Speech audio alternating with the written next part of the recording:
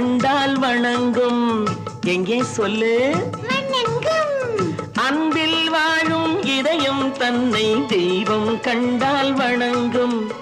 ஆசை இல்லா மனிதர் தம்மை துன்பம் எங்கே நெருங்கும். பொன்னில் இன்பம் புகழில் இன்பம் என்றே நெஞ்சம் மயங்கும். பூவை போல சிரிக்கும் உன்னை கண்டால் உண்மை விளங்கும்.